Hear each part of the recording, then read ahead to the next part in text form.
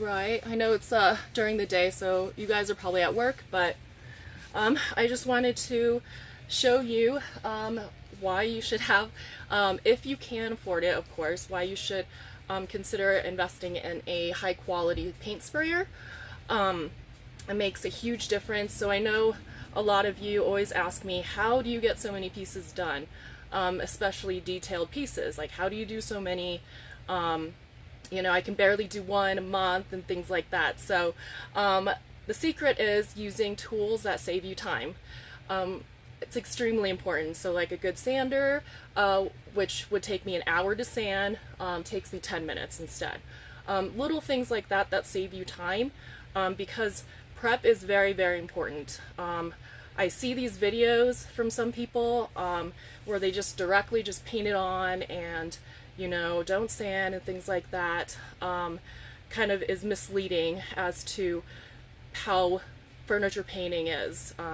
You know, that's why people say, oh, painting furniture is easy. I just slap on some paint, you know, I'm just gonna paint it, it's super easy. Well, it's really not, especially if you like to do antique furniture like I do. I love antique furniture, vintage furniture, but the caveat to that is that it is often needs repairs. Just because of the wear and tear, it's normal. So it's just one of those things I take extra time to do. If you don't have much time, I suggest just paying a little bit more for a furniture piece that is in really good condition and you don't have to do any repairs and things like that. It's worth the extra money, believe me, because it saves you time. So instead of having to spend 4 hours trying to fix it, you can just go ahead and directly prep and get started on your furniture. So today is prep day for me. Prep day is once a week. I work on multiple pieces and prep them all, just because it's easier for me to, you know, use the sprayer one time and then get all the pieces done that I'm working on. So I have about 3-4 pieces right now that are in transition.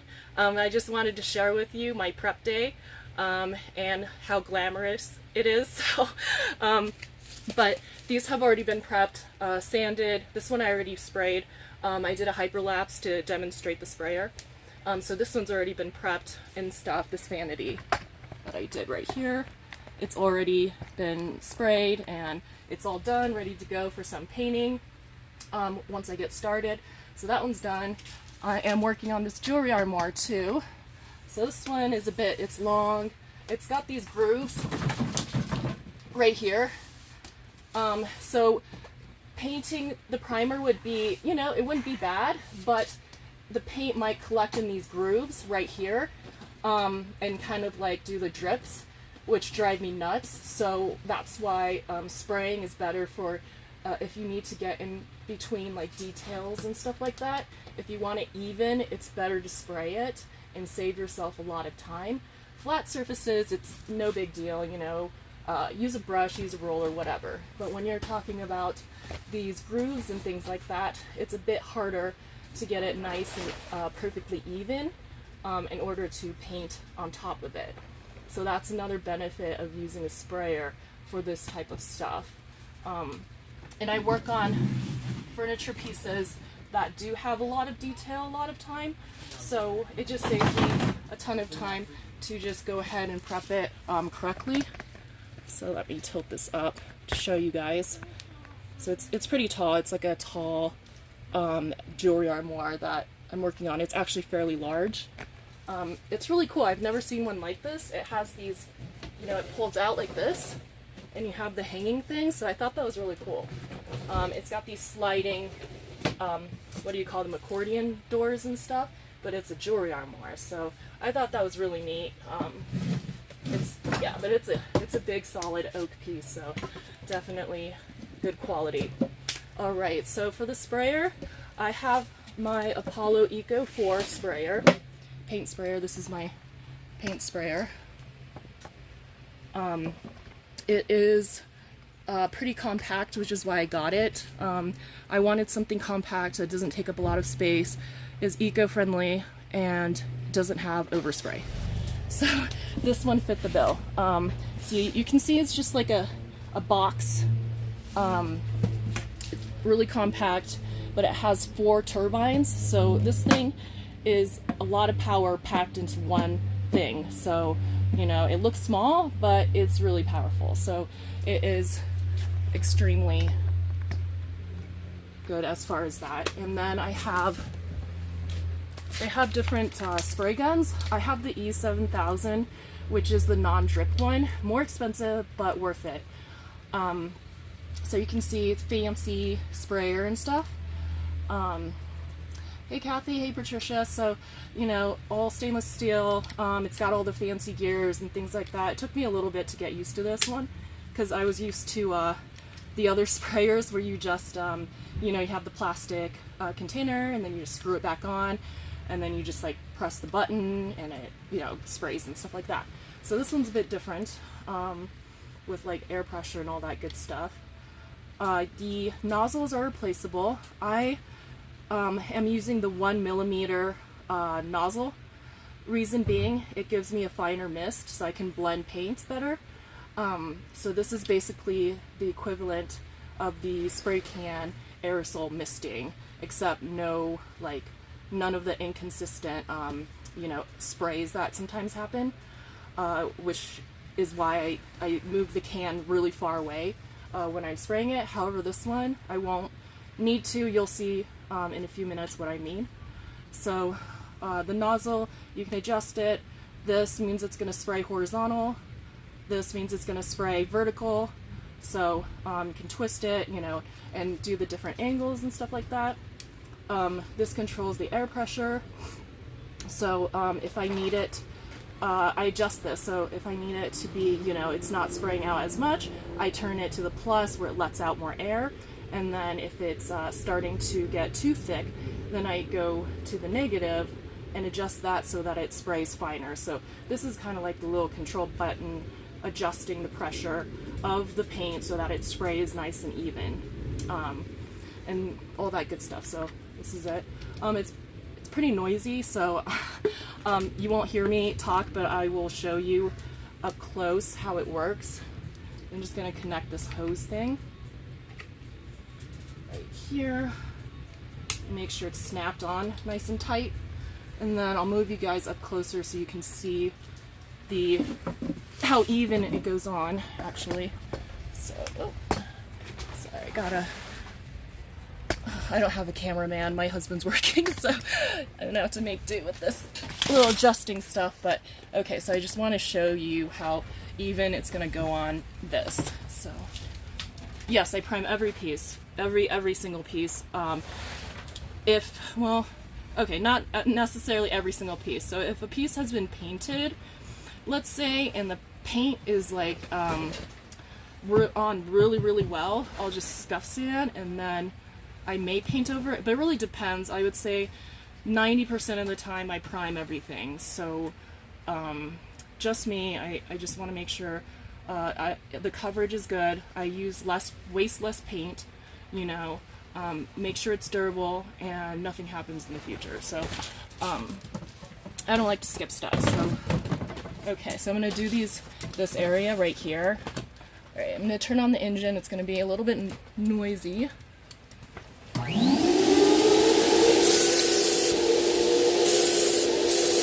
Alright, I'm just spraying on the ground to make sure it's on evenly. Alright, so I'm going to turn this horizontal.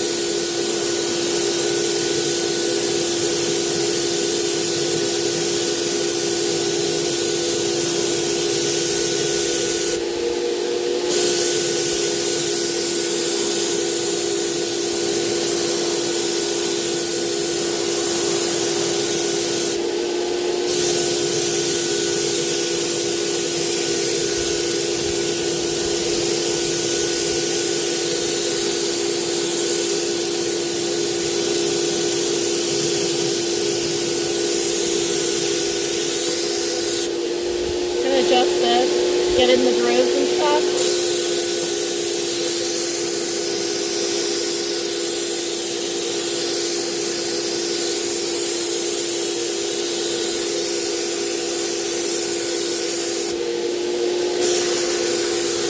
Oh, there we go.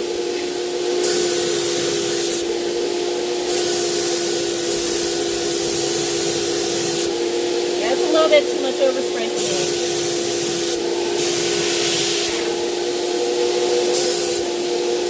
Okay. Just gonna turn this off. Alright, so I don't know if you guys see that. Oh, this primer is Rust-Oleum's 2x Ultra Grip, Ultra Cover white primer. So that's what I'm using for this. But I don't know if you guys see how even it's on. No drippies, nothing. This has a 1/4 cup of primer. I kid you not. It has a 1/4 cup of primer in it right now. And then I thinned it slightly with like, oh, maybe like another, I wouldn't say another 1/4 cup, like a few tablespoons of water to thin it out in order to prime this piece. But so I'm going to turn it now and do the other side. Oh, I didn't get this whole side. This is actually circular, so I'll be priming the whole thing right here, but you know, these grooves and stuff. Oh, this bulky beast. Okay. Alright, I'm gonna turn this back on, get these grooves done.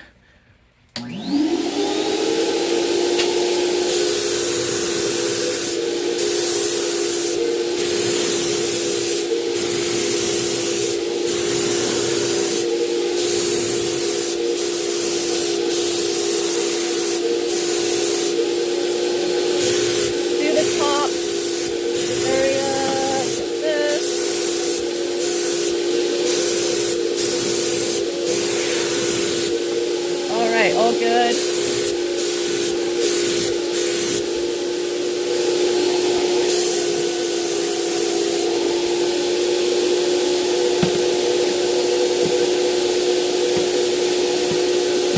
Alright, trying to get this popped up. I can turn this whole thing. Oh, I should have put on my wheels, but I didn't really think about it. Okay. And I can bring it back so you can see more of this.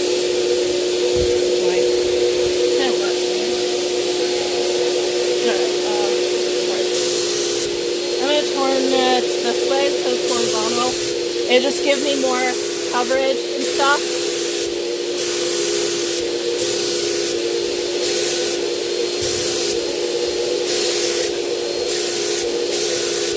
So it should possibly get it nice and you know, like straight is what they recommend, and not too tilted and stuff like that. So I'm trying to do that, but it's kind of hard when I'm like angling it, and then it gets like a bit harder.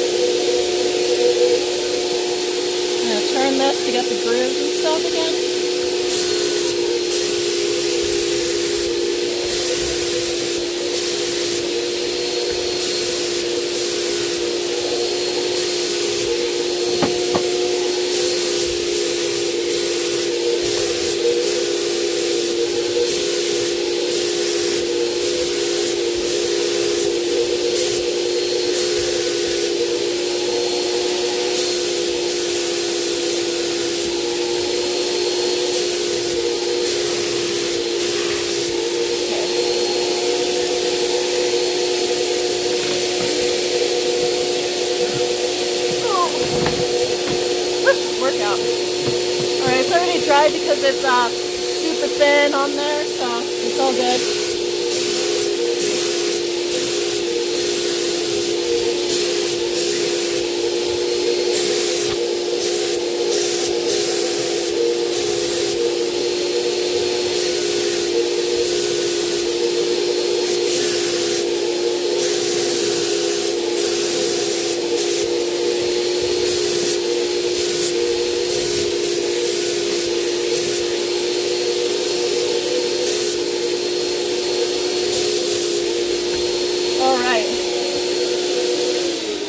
Okay, so that's the whole piece. It may not be so easy. You'll get the hang of it. It took me a little bit to get the hang of priming, or using the spray gun, I mean, because I'm not used to fancy spray guns. So this one took a little bit of figuring out. I had to read the instructions and like kind of mess around with it and stuff before I figured out how to get it to work right. So when you're practicing, use water. So use some water, practice with that before you start actually prime spraying and stuff. So good to just practice with some water. This is the Apollo Eco 4 series. It is one of the best spray guns out there. And the good thing about it is that it wastes so very minimal paint, which is a huge deal. And there is barely any overspray. There's like no paint. The drips you're seeing here was from one of the other paint sprayers that was like around $100. It flew my metallic paint everywhere. I was so upset. So I decided to get a professional sprayer so that wouldn't happen and I wouldn't waste $50 worth of paint trying to get it. I did thin it out, so I really did. I thinned it out by half, you know, with the paint booster extender, whatever you want to call it. Didn't work. So that's why I decided. I did a bit of research, read around, looked at the size of like the different ones, and just decided this one because of the size and the reviews and how just like less overspray. If you saw, I was like literally up close. I was like, what is this, 4 inches away when I'm spraying it. So that was why it's the minimal overspray. And because it went on so even, I could get up that close and not waste a lot of primer. And there's still some right here, so I'll go prime my vanity. But I just wanted to share with you, if you're considering investing in a paint sprayer, which costs a lot of money, consider using this one. There are a lot of other excellent ones out there, of course, but I haven't used them. So, but from what I've used so far, this one has been the best of all of them. So I'm super happy I decided to invest in this one because it saved me hours and hours of prep. Like I'll be priming 4 pieces today within an hour. So this is the other piece that I'm priming.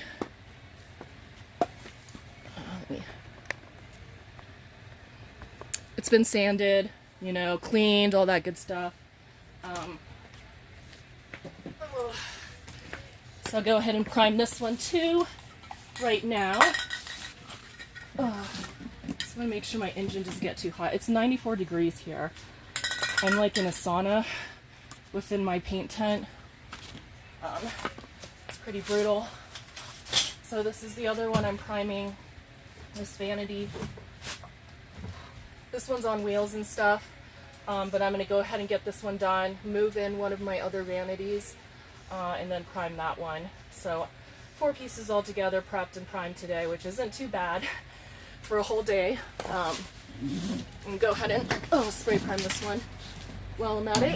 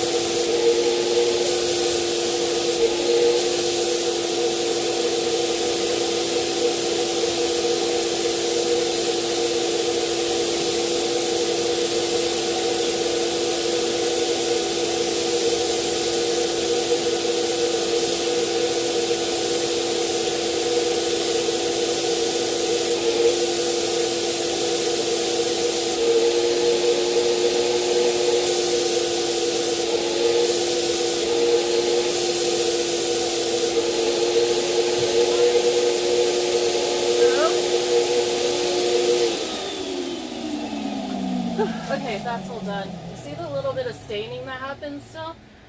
With these older wood pieces, this is why I prime too, because this stuff does come out, even though I cleaned it really well.